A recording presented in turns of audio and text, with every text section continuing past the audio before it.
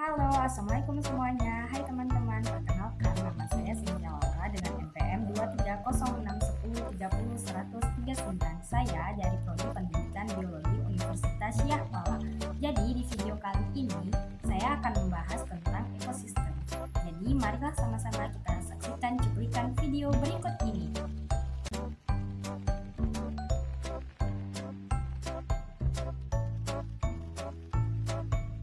Jadi di video kali ini kita akan belajar tentang peranan makhluk hidup dalam ekosistem. Simak terus videonya ya. Ekosistem merupakan sistem interaksi antara makhluk hidup sebagai faktor biotik dengan lingkungan tempat ia hidup sebagai faktor abiotik. Kedua komponen ini saling membutuhkan. Berdasarkan asal terbentuknya, ekosistem dibedakan menjadi dua, yaitu ekosistem alami merupakan ekosistem yang terbentuk secara alamiah tanpa ada campur tangan dari manusia. Karenanya, tingkat keanekaragaman hayatinya tinggi. Ekosistem alami dibedakan lagi menjadi dua macam, yaitu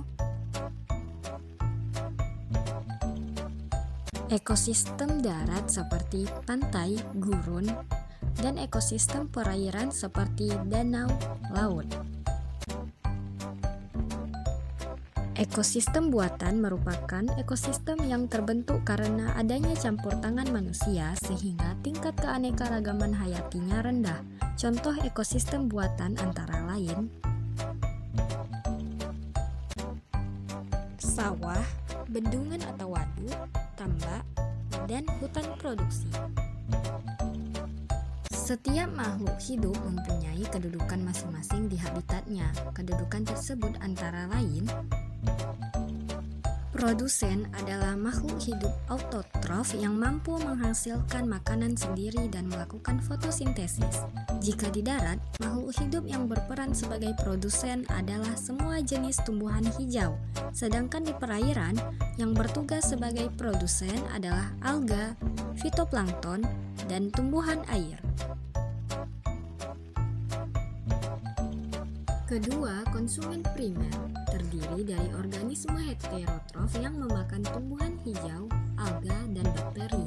Di darat, contohnya ada kelinci, kambing, sapi. Sedangkan di air, misalnya zooplankton, udang-udangan, dan ikan pemakan alga. Ketiga, konsumen sekunder merupakan karnivora pemakan konsumen primer. Di darat, contohnya singa yang memangsa hewan perumput, sedangkan di air, misalnya ikan kecil yang memakan zooplankton. Konsumen tersier adalah konsumen puncak dalam piramida makanan. Di darat, contohnya burung elang yang memangsa ular, sedangkan di air ikan hiu dan paus. Detritivore merupakan makhluk hidup pemakan detritus seperti sampah hewan, serasa dedaunan, dan bangkai hewan yang dihasilkan oleh semua tingkat trofi. Contoh detritivore diantaranya adalah cacing tanah, jenis-jenis tikus, dan insekta yang memakan daun-daun busuk. Decomposer atau pengurai dalam suatu ekosistem adalah bakteri dan jamur. Keduanya berperan besar dalam menguraikan bahan organik dari tumbuhan dan hewan yang telah mati menjadi bahan anorganik sederhana. Makhluk hidup yang ada dalam ekosistem saling berinteraksi satu sama lain. Interaksi tersebut terbagi menjadi dua, yaitu pertama, interaksi antara komponen biotik dengan abiotik. Contohnya, keberadaan tumbuhan yang sangat memengaruhi kondisi tanah. Kedua, interaksi antara komponen biotik dengan biotik terdiri dari kompetisi atau persaingan, yang dimana kompetisi ini dalam suatu ekosistem merupakan salah satu bentuk interaksi antar individu yang bersaing memperebutkan hidup yang sama. Contohnya, harimau dan singa bersaing mendapatkan rusa. Predasi adalah interaksi antar makhluk hidup yang ditandai adanya pemangsa dan yang dimangsa. Contohnya, tikus makan padi dan kucing makan ikan. Simbiosis Simbiosis mutualisme adalah hubungan simbiosis antara dua organisme yang berbeda jenis, tetapi saling menguntungkan satu sama lain, contohnya bakteri E. coli dan usus manusia. Simbiosis komensalisme adalah interaksi antara dua makhluk hidup yang hanya menguntungkan salah satu organisme, seperti anggrek dan tanaman inangnya. Simbiosis parasitisme adalah simbiosis yang hanya menguntungkan salah satu pihak sedangkan pihak lain dirugikan, misalnya benalu dengan pohon mangga. Simbiosis amensalisme adalah interaksi antara dua atau lebih spesies yang menyebabkan salah satu pihak dirugikan, sedangkan pihak lainnya tidak terpengaruh, contohnya rumput teki dan tanaman pertanian.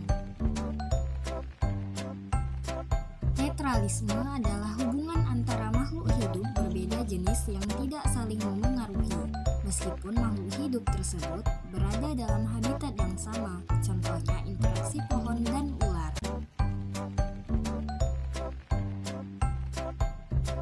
Antibiosis adalah hubungan antagonis antara dua organisme, terutama mikroorganisme, di mana salah satu di antaranya dirugikan, seperti interaksi jamur penicillium dengan bakteri. Jamur akan mengeluarkan antibiotik yang dapat membunuh bakteri. Dalam ekosistem terdapat aliran energi sebagai rangkaian urutan pemindahan energi dari satu tingkatan trofik ke tingkatan trofik berikutnya. Tingkatan trofik merupakan tingkatan individu dalam suatu rantai makanan. Jika diurutkan, maka tumbuhan hijau sebagai produsen menduduki tingkat trofik pertama, herbivora menduduki tingkat trofik kedua, karnivora kecil pemakan herbivora menduduki tingkat trofik ketiga, dan seterusnya.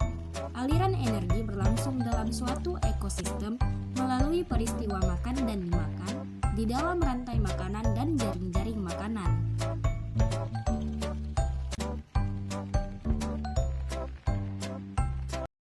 Rantai makanan adalah sebuah peristiwa makan dan dimakan antara sesama makhluk hidup dengan urutan-urutan tertentu. Dalam suatu rantai makanan terdapat makhluk hidup yang mempunyai peran sebagai produsen, konsumen, dan sebagai dekomposer atau pengurai. Rantai makanan dibedakan menjadi dua jenis, yaitu rantai makanan perumput merupakan rantai makanan yang dimulai dari tumbuhan sebagai produsen pada tingkat trofik pertamanya. Rantai makanan detritus adalah rantai makanan yang diawali dengan bahan organik yang telah mati atau membusuk.